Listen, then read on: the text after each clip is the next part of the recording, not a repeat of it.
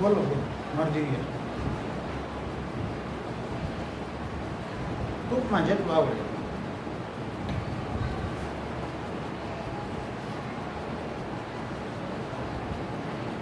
બીજા કોઈને બોલ. હા બોલ. સમુદ્રમાં મોતી લેવા માટે સતી સમુદ્રના તળિયે સાચા મોતી પાકે, ખૂબ કિંમતી હોય, હીરા નાણેક વગેરે જેટલા કિંમતી, પણ એ મેળવવા માટે ખૂબ મોટું જોખમ ખેડવું પડે. કારણ કે સમુદ્રના તળિયે તો જઈએ તો કદાચ પાછા ના આવીએ એવું બને.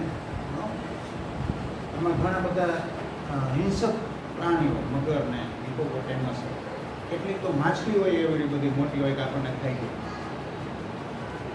એટલે પછી ઓક્સિજનના બોટલ ભરીને જવાનું હોય, એમાંથી ઓક્સિજન આપણે શ્વાસ લેવાનો હોય, કદાચ એ બાટલા છે એ ખલાસ થઈ જાય તો પણ આપણું મૃત્યુ પામે.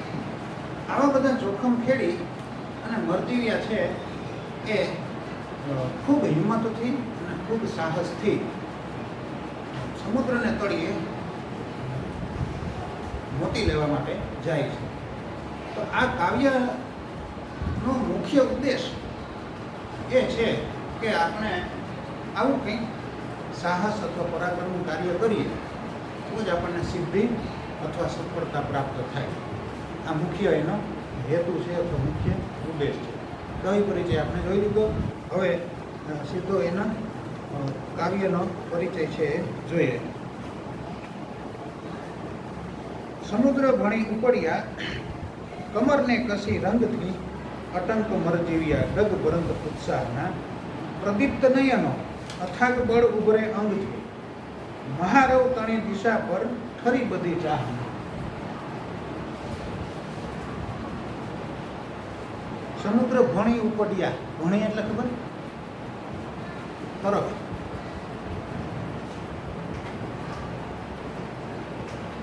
પહેલો પીરિયડ હતો ત્યારે મેં એક સૂચના આપી કે જે કંઈ પાઠ કે કાવ્ય હાલે એનું નામ, એના કવિનું નામ, સાહિત્ય પ્રકાર, શબ્દાર્થો બધું તમારે રફ નોટમાં લખવાનું છે, બાકી નોટમાં નહીં. બાકી નોટમાં શું લખવાનું એને કહી દીધું. તો સ્વાધ્યાય પોથી લીધી નથી ને? હા, તો કંઈ જરૂર નથી. બાકી નોટ એક બનાવી નાખજો, 100 કે 200 પાનાની જેવડી બનાવી. અને એમાં સ્વાધ્યાયના પ્રશ્નો લખવાના. સ્વાધ્યાયના પ્રશ્નોમાં વિકલ્પવાળા પ્રશ્નો નહીં લખવાના. પેલો આગળ હોય ને સમાનાર્થી શબ્દો, વિરુદ્ધાર્થી, તળપદા, રૂઢિપ્રયોગ, એ બધું લખવાનું. પછી મોટા એક વાક્યના પ્રશ્નો, બે વાક્યના પ્રશ્નો, મોટા પ્રશ્નો એ લખવાના. પણ વિકલ્પવાળા પ્રશ્નો હોય એ નહીં લખવાના. એ બધું બાકી નોટ. રફ નોટમાં દરેક પાઠ કે કાવ્ય હાલે ને બોર્ડ ઉપર જે લખાય એ બધું લખો.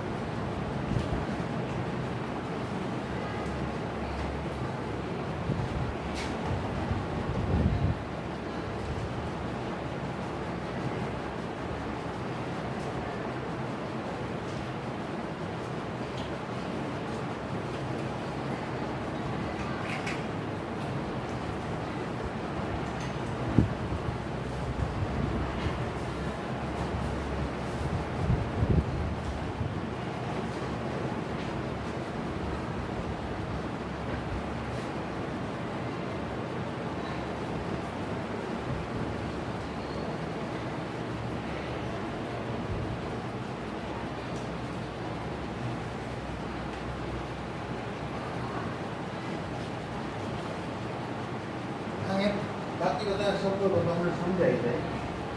મહારવ શબ્દ મહારવ શા માટે કહેવાય છે કે રવ એટલે અવાજ, મહા એટલે મોટો.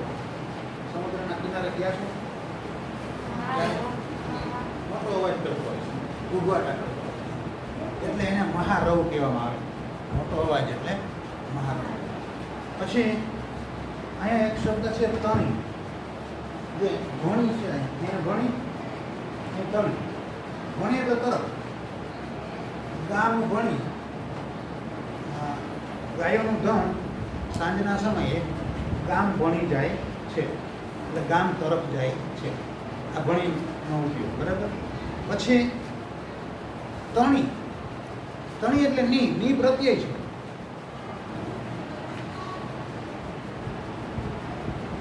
તારું નામ શું? આ ચોપડી ખુશ્બુ તણી છે. ખુશ્બુ તણી એટલે ખુશ્બુ ની. સમજાય? તણી શબ્દ સમજાય? અહીંયા તણી શબ્દ કોના માટે વપરાય? જુઓ, મહારવ તણી દિશા. મહારવ તણી, આ ખુશ્બુ તણી એટલે ખુશ્બુની, અને મહારવ તણી એટલે સમુદ્રની, સમુદ્રની દિશા તરફ. સમજાય? મહારવ તણી એટલે સમુદ્રની દિશા તરફ. હવે ફરીથી આપણે એનો પેલી પંક્તિથી એનો ભાવાર્થ સમજીએ. સમુદ્ર ભણી ઉપડ્યા કમરને કસી રંગથી. સમુદ્ર તરફ ઉપડ્યા છે. કોણ કોણ કોણ ઉપડ્યું? સમુદ્ર તરફ કોણ જાય છે? મરજીવિયા. મરજીવિયા છે એ સમુદ્ર તરફ ઉપડ્યા. ઉપડ્યા એટલે હાલતા થયા. કઈ રીતે? તો કમરને કસીને રંગથી. તો કમરને કસવી એટલે શું? તમે કદાચ ફિલ્મોમાં કે સિરિયલોમાં જોયું હોય ને તો એવું કંઈક પરાક્રમનું કાર્ય કરવા માટે જે હીરો કે હોય ને એ અહીંયા પેલું ફાર્યું કે આમ કરીને બાંધે, એ કમરને કઈ કહેવાય? મતલબ કે તૈયારી કરી કંઈક પેલું સાહસનું કાર્ય કરવા, પરાક્રમનું કાર્ય કરવા માટે તૈયારી કરી, એને કમરને કસી કીધું. તો કમરને કસી રંગથી એટલે કમર બાંધી દીધી. મતલબ કે હિંમતથી અથવા ખૂબ સાહસથી, ખૂબ પરાક્રમ. મરજીવિયા છે એ સમુદ્ર તરફ ચાલતા થયા છે. ઉપડ્યા એટલે ચાલતા થયા. અટંક મરજીવિયા ડગ ભરંત ઉત્સાહના. મરજીવિયા કેવા છે? અટંક. અટંક એટલે ટેકીનું. ટેકીનું એટલે ટેક એટલે ખબર? હવે ટેક શબ્દ પણ લખો.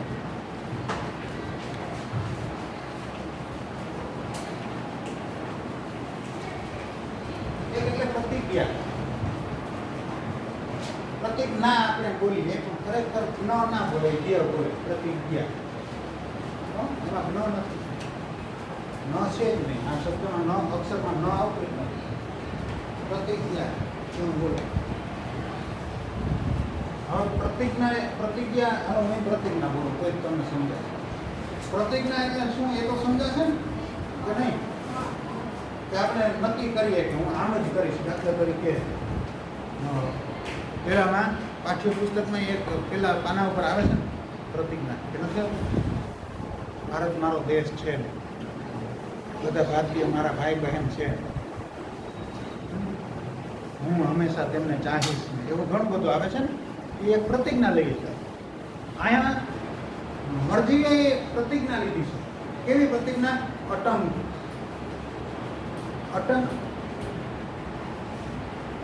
ટેકીનું પ્રતિજ્ઞા લીધી. ટેક એટલે પ્રતિજ્ઞા. અટંક મરજીવિયા. અટંક મરજીવિયા એટલે જેમણે એવી ટેક લીધી છે, એવી પ્રતિજ્ઞા લીધી છે કે જે ક્યારેય તૂટે નહીં. એવી પ્રતિજ્ઞા કે એ પ્રતિજ્ઞા ક્યારેય છોડે નહીં, અધૂરી ના મૂકે. એને નક્કી જ કર્યું છે. આ બંધ થઈ જાય તો કહેતો પેલું લાલ બટન છે ને એ લાલ જ રહેવું છે, બ્લુ થઈ જાય ત્યારે કે. અટંક મરજીવિયા એટલે જે મરજીવિયા હોય એ અટંક પ્રતિજ્ઞા લીધી. અટંક એટલે ક્યારેય તૂટે નહીં. હવે પછી સતત ત્યાં ધ્યાન ના રાખજો, અહીં ધ્યાન રાખો. ક્યારેય તૂટે નહીં એવી પ્રતિજ્ઞા એને નક્કી જ કર્યું છે કે ગમે તે થાય, ભલે ગમે તે પ્રાણી એને ખાઈ જાય કે મૃત્યુ થાય તોય જાવું એટલે જાવું, મોતી લઈ આવવા એટલે લઈ આવવા. સફળતા આને જ મળે. જે મોતને મુઠ્ઠીમાં લઈ અને આગળ વધે આવું સાહસ કે પરાક્રમનું કાર્ય કરે એને જ સફળતા મળે. આપણે અહીં બેઠા બેઠા એવો વિચાર કરીએ કે મને મોતી મળી જાય તો સારું, એમ કે હાથમાં મોતી આવે નહીં, આવે કોઈ મૂકી ના જાય. એટલે કંઈક મેળવવા માટે ખૂબ સાહસ કે પરાક્રમ કરવું પડે. અટંક મરજીયા એટલે એમ પ્રતિજ્ઞા લે, આવી ક્યારેય તૂટે નહીં એવી પ્રતિજ્ઞા લીધેલા મરજીયા. ડગ ભરંત ઉત્સાહના, ડગ ભરંત, ડગ એટલે પગલા, ડગલા ભરે છે કેવા ઉત્સાહના, મતલબ કે હિંમત હારીને જતા નથી અથવા મન વગરના જતા નથી, પણ ઉત્સાહ સાથે જાય છે, ઉમંગ થઈ જાય છે. એને પોતાની અંદરથી ઉમંગ છે, કોઈના કહેવાથી જતા નથી. કોઈ પણ કામ આપણને ઈચ્છાથી આપણે કરીએ, કોઈના કહેવાથી કરીએ ને એમાં બહુ જાજો ફેર પડે. અમુક કામ આપણને કરવાની ઈચ્છા ના હોય અથવા ગમતું ના હોય, પછી કોઈક આપણને કહે કે આ કરી નાખ, તો એ કેવું થાય, એનું પરિણામ કેવું આવે, એ કામ કેવું થાય, બહુ સારું ના થાય, એનું ફળ સારું નથી. પણ અમુક કામ એવું હોય કે જે આપણને ખૂબ પ્રિય હોય, ખૂબ ગમતું હોય, એ કામ કોઈ આપણને ન કહે ને તોય આપણે એ કરી નાખીએ અને એ બહુ સારું થાય. અહીંયા મરજીયા છે એ આવી રીતે ઉત્સાહથી જાય છે, ડગલા, ઉત્સાહથી ડગલા ભરે છે. એને કોઈએ કીધું નથી, એને પોતાની ઈચ્છા છે પેલા મોતી લઈ આવવા, એટલે એ ઉત્સાહથી જાય છે. તો ડગ ભરંત ઉત્સાહના એટલે ખૂબ આનંદ અને ઉત્સાહથી પોતાની ઈચ્છાથી એ આગળ જાય. પ્રદીપ્ત નયનો અથાગ બળ ઉભરે અંગથી. તો હવે આના દ્વારા પણ એની શક્તિનો દર્શાવી છે. પ્રદીપ્ત નયનો, પ્રદીપ્ત એટલે સળગેલું, નયન એટલે આંખો જાણે કે સળગેલી છે. હવે આપણને એમ થાય કે આંખો સળગેલી શા માટે કીધું? આંખો સળગેલી છે એટલે આંખોમાં પણ હિંમત દેખાય છે. સળગેલી આંખો લાલ છે, આંખોમાં પણ હિંમત દેખાય છે. એટલે પ્રદીપ, આંખો સળગેલી એટલે સળગી નથી ગઈ, સળગી જાય તો પૂરું. આંખો સળગેલી એટલે આંખોમાં પણ હિંમત દેખાય છે, એવો અર્થ લેવાનો. પ્રદીપ્ત નયન એટલે આંખોમાં પણ હિંમત દેખાય. અને અથાગ બળ ઉભરે અંગથી, અથાગ એટલે પાર વિનાનું, પાર વિનાનું એટલે જેનો કોઈ પાર નથી, મતલબ કે જેનો કોઈ છેડો નથી, એવું પુષ્કળ ઘણું બધું. બળ એટલે ખબર ને, બળ, બળ શું? તાકાત, શક્તિ, બરાબર. બળ એટલે તાકાત અથવા શક્તિ. ઉભરે અંગથી, અંગ એટલે એના શરીરમાંથી, એના શરીરમાંથી જાણે કે પાર વિનાનું બળ ઉભરે છે. ઉભરે એટલે આપણને દેખાય છે, ઉત્સાહ છે. તો આવી રીતે પ્રદીપ્ત નયનો અથાગ બળ ઉભરે અંગથી એટલે કે એની આંખોમાં પણ હિંમત દેખાય છે અને એના શરીરમાંથી પણ પાર વિનાનું બળ, શક્તિ છે એ આપણને દેખાય છે. મહારવ તણી દિશા પર ઠરી બધી ચાહના. મહારવ એટલે સમુદ્ર, તણી એટલે દિશા પર, સમુદ્રની દિશા બાજુ. મહારવ તણી દિશા પર, સમુદ્રની દિશા બાજુ ઠરી બધી ચાહના. ઠરી એટલે ત્યાં સ્થિર થઈ. બધી ચાહના, બધી એટલે એની પોતાની, ચાહના એટલે એની ઈચ્છા. મરજીયાની પોતાની જે ઈચ્છા છે એ સમુદ્રની દિશા તરફ સ્થિર થઈ છે, એ તરફ એની આંખ મંડાણી છે. મહારવતણી દિશા તરફ ફરી બધી ચાહના એટલે મરજીયાની જે કંઈ ઈચ્છાઓ છે, ચાહના એટલે ઈચ્છા, એ બધી સમુદ્રની દિશા તરફ સ્થિર થઈ છે. મતલબ કે સમુદ્ર તરફ એનું હેતુ છે, એનું લક્ષ્ય છે, એ મંડાઈ ગયું છે. પછી આગળ, દરિયા પ્રિયજનો બધા સજ્જન નેત્ર આડા ફર્યા, શિખામણ દીધી વૃથા જીવન વેડફો કાં ભલા, કહીંથી વળગી વિનાશ કર આંધળી આ ભલા, પરંતુ દ્રઢ નિશ્ચય નહીં જ એમ વાર્યા વળી. તો આ કાવ્યનો બીજી ચાર લીટી, બીજો અંતરો છે. પેલા એના શબ્દાર્થ લખી લઈએ.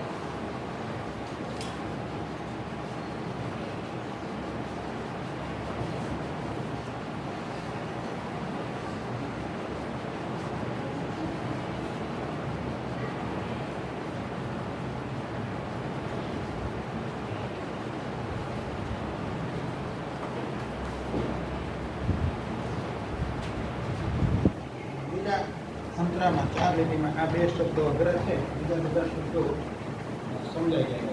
તમે સમજો, લખવાની જરૂર નથી. લખાઈ ગયા આ 2 શબ્દો. તો હવે શું થયું? મરજી ગયા તો ખૂબ ઉત્સાહથી આગળ વધ્યા. એને તો જરાય બીક નથી, એની ઈચ્છા પણ ખૂબ છે, એટલે એ આગળ વધ્યા છે. અને એનું લક્ષ્ય છે, એને સિદ્ધ કરવું છે, અને ગમે તેમ કરીને સફળતા મેળવી છે, મોતી મેળવવા છે. એટલે એ ખૂબ હિંમતથી, ખૂબ સાહસથી અને ખૂબ આનંદથી જાય છે. પણ એના ઘરના માણસો, એના પ્રિયજનો, એટલે એના ઘરના માણસો, એટલે એના સભ્યો, ઘરના સભ્યો, માતા પિતા, ભાઈ બહેન, પત્ની વગેરે, બાળકો, આ બધા ઘરના સભ્યો છે, પરિવારના સભ્યો છે, એને બીક લાગી ગઈ.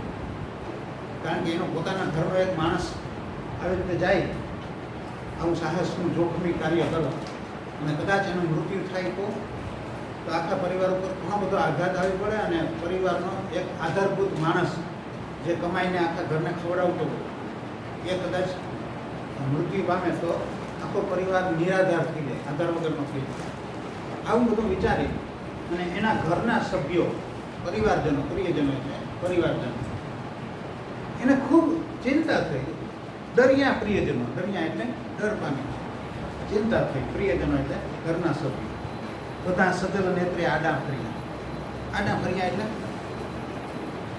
આડું કરવું, એટલે જવા ન દેવું. અહીંથી કોઈ જવું હોય, હું આમ આડા હાથ રાખીને બજાવું, નથી જવા. દરવાજે હું આડો ઊભી દઉં કે તમે નથી જવા દે, રિસર્ચમાં નથી જવા દે, હાલો. તો એને શું કહેવાય? હું આડો ફેરો કહેવાય. આડા ફરિયાનું સમજાય એમ મરજીયાને કોણ આડું ફેર્યું છે? એના ઘરના પરિવારના સભ્યો, એટલે કે પ્રિયજનો. આડા ફરિયા મતલબ કે એને રોકે છે, સમજાવે છે, પકડીને નથી રાખતા. આડા ફરિયાનો મતલબ પકડી રાખવું એવો જ નથી. એ એને સમજાવે છે અને રોકે છે કે ના જાઓ, તમે ત્યાં જવામાં ખૂબ જોખમ છે, તમે માનો એટલું સહેલું નથી, જોખમ છે, એટલે ત્યાં ન જાઓ. કઈ રીતે સમજાવે છે? શિખામણ દીધી. જો શિખામણ દીધી એટલે સમજાવી. પરિવારના સભ્યોએ મરજીયાને સમજાવી, શિખામણ દીધી. વૃથા જીવન વેડફો કાં ભલા? વૃથા એટલે નકામું, વ્યર્થમાં જીવન. આવું સરસ મજાનું તમને જીવન વેડ્યું છે મનુષ્ય રૂપી, તો એને શા માટે વેડફી દો છો? કદાચ મૃત્યુ થાય તો આ જીવન વેડફાઈ જાય. મનુષ્યનો અવતાર કંઈ વારંવાર મળતો નથી. એવી રીતે સમજાવે કે તમને આવું સારું જીવન મળ્યું છે, ભગવાને માણસનો અવતાર આપ્યો છે, એ વ્યર્થમાં નકામું શા માટે તમે વેડફી દો છો? ભલા એ તો ખાલી પ્રત્યય છે. ભલા એ શબ્દ કોઈ વાક્યમાં પ્રત્યય નહીં, પણ કોઈ વાક્યને સારી રીતે સમજાવવા માટે, એનો કંઈ અર્થ કરવાનો નથી. આ વાક્યમાં એ સારી રીતે સમજાવવા માટે. વૃથા જીવન વેડફો કાં ભલા? એટલે શા માટે તમે આ જીવન છે એ વેડફી નાખો છો, બગાડી નાખો? કહીંથી વળગી વિનાશ કર આંધળી આ બલા. બલા કીધી. બલા એટલે સમજો, બલા એટલે શું? બલા શબ્દ તળપદો છે, બહુ ઘણી જગ્યાએ વપરાય કે આ બલા ક્યાંથી આવી. હા, મુસીબત. મુસીબત તો ખરી, પણ એની સાથે એનો કોઈ શાબ્દિક અર્થ ન આપી શકાય. પણ જે ના ગમતું હોય તે એમ કહી શકાય. ઘણા માણસને ઘણા બલા કહેતા. કોઈ માણસ એવો હોય ભાઈડો, એ આવે તો બીજાને ગમતું ના હોય તો એમ કે આ બલા ક્યાંથી આવી. આવા શબ્દ પ્રયોગ સાંભળ્યા છે. પાછળની 2 બેન્ચો છે ને, એમાં જે કંઈ થતું હોય એ સ્થિર થઈ જતો. જેમ મરજીયા એ સમુદ્ર તરફ નજર સ્થિર કરી હતી, એમ તમે સ્થિર થઈ જાય. પછી મારું ધ્યાન વારંવાર ત્યાં જાય છે એ, અને આમાં વિક્ષેપ થાય છે. કહીંથી વળગી વિનાશ કર આંધળી આ ભલા.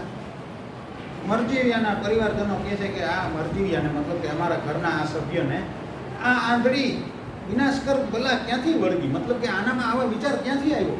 કોણે આને આવું કીધું કે ચાલો સમુદ્રમાં મોતી મળે ત્યાં લેવા જઈએ? ક્યાંથી આ ભલા વળગી? એટલે આવો વિચાર એને ક્યાંથી આવ્યો કે સમુદ્રમાં વિનાશ કરે, એટલે વિનાશ કરે એવી, નાશ કરે એવી, મૃત્યુ પમાડે એવી ઈચ્છા અથવા એવી ભલા ક્યાંથી વળગી? પરંતુ દ્રઢ નિશ્ચય નહીં જ એમ વારિયા વળ્યા. પણ મરજીવિયા કેવા છે? દ્રઢ નિશ્ચય છે. દ્રઢ નિશ્ચય એટલે દ્રઢ એટલે દ્રઢ એટલે દ્રઢ એટલે મજબૂત.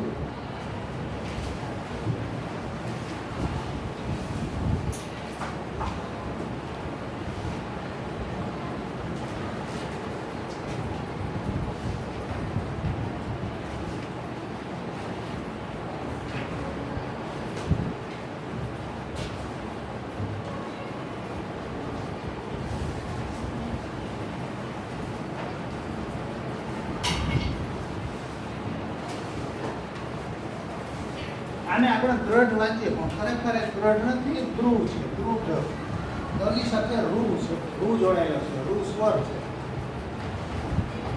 આ ખરેખર તો આપણે આને દ સમજીએ, અહીંથી અહીંયા સુધીનો છે ને એને દ સમજીએ, એવું નથી. આ હિન્દીનો દ હોય ને એવો અહીંથી અહીં સુધીનો દ છે અને આ જે નિશાની છે એ રૂની નિશાની. એટલે આ ખરેખર ધ્રુવ છે. દૃઢ એટલે સાવ દૃઢ એવું બોલવાની જરૂર નથી, પણ થોડુંક દ્રઢ ને બદલે દૃઢ એવું. જેમ મૃગ, મૃગ છે, દૃઢ છે, નૃત્ય છે વગેરે. પરંતુ દ્રઢ નિશ્ચય નહીં જ એમ વાર્યા વળ્યા. મરજીવિયા કેવા છે? દ્રઢ નિશ્ચય. નિશ્ચય એટલે નિશ્ચય નિર્ણય જ કર્યો. કેવો નિર્ણય કર્યો છે? કેવો મજબૂત નિર્ણય કર્યો છે. જે નિર્ણય ક્યારેય છોડે એમ નથી. દ્રઢ નિશ્ચય કર્યો એટલે મજબૂત નિશ્ચય કર્યો છે કે નહીં આમ કરવું એટલે કરવું. એ એના ઘરના પરિવારના સભ્યોએ આડા ફેરાને એને પાછા વાળવાનો પ્રયત્ન કર્યો, પણ એ પાછા વળ્યા જ નહીં. જાવું એટલે જાવું, ભલે ગમે એવા પ્રયત્નો કરે લોકો, તોય મજબૂત નિશ્ચય રાખીને જાવું એટલે જાવું છે. ગયા ગરજતા અફાટ વિકરાલ રત્ના કરે. અફાટ એટલે ખૂબ વિશાળ.